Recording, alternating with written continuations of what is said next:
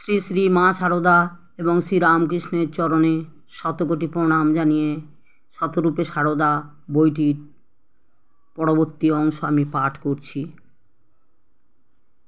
স্বামীজি বারবার যখন বলেছেন সমন্বয় বা তার রামকৃষ্ণ, তখন মা বলেছেন না, তিনি যে সমন্বয় ভাব প্রচার করবার মতলবে সব ধর্মমত সাধন করেছিলেন তা কিন্তু আমার মনে হয় না। এই যুগে তার ত্যাগই হলো বিশেষত। শ্রীরামকৃষ্ণ স্বয়ং বলে গেছেন, আমি নিজে থেকে কিছু করিনি, মা আমাকে যেমন করিয়েছেন বলিয়েছেন তেমনি করেছি, বলেছি। সমন্বয় যদি তার জীবনের ভিতর দিয়ে প্রচারিত হয়ে থাকে, সে সমন্বয় তিনি করেননি, সে সমন্বয় করিয়েছেন স্বয়ং জগদম্বা। তিনি আরও বলেছেন, বুদ্ধি খাটিয়ে আমরা দর্শন লিখতে পারি, বই লিখতে পারি।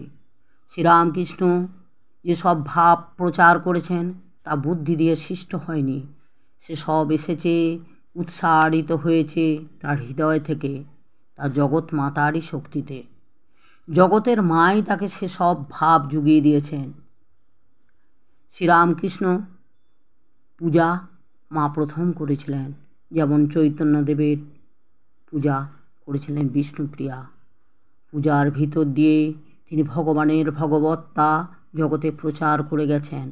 শুধু কি তাই, স্বামীজি যখন বলেছিলেন মা আমি বিদেশে যেতে চাই, মা তখন তাকে প্রাণ খুলে আশীর্বাদ করেছিলেন, কেননা ভবিষ্যৎ দ্রষ্টা নারী ছিলেন মা। তিনি দিব্য দৃষ্টিতে দেখেছিলেন স্বামীজির ভিতর দিয়ে শ্রীরামকৃষ্ণের ভাব জগৎ প্রচারিত হবে। ঠাকুরের দেহত্যাগের পর তার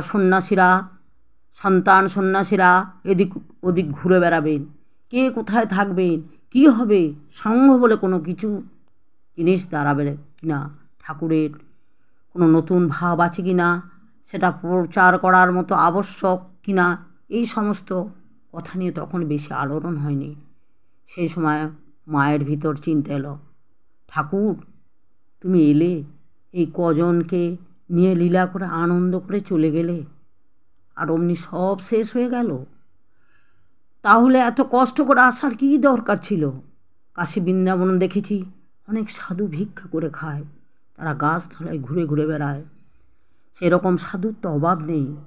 তোমার নাম করে সব ছেড়ে বেরিয়ে আমার ছেলেরা দুটো অন্যের জন্য ঘুরে ঘুরে বেড়াবে, তা আমি দেখতে পারবো না।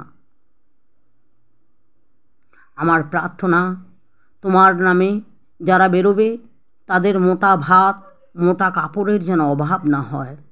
সংসার তাপদগ্ধ লোকেরা তাদের কাছে এসে তোমার কথা শুনে শান্তি পাবে। এই জন্য একটি স্থায়ী আস্তানা মঠের দরকার।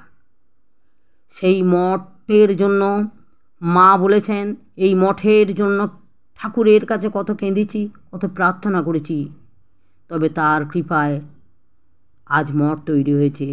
ধীরে ধীরে নরেন এই সব মঠের উন্নতি করেছে।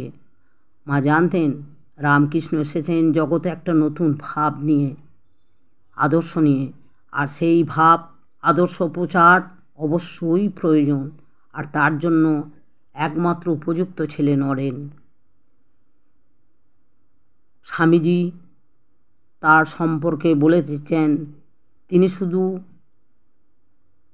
আমাদের মা নয়, আমাদের শিষ্য ভক্তদের মা নয়, তিনি জগৎ জননী, তিনি হলেন সংঘ জননী। নমস্কার।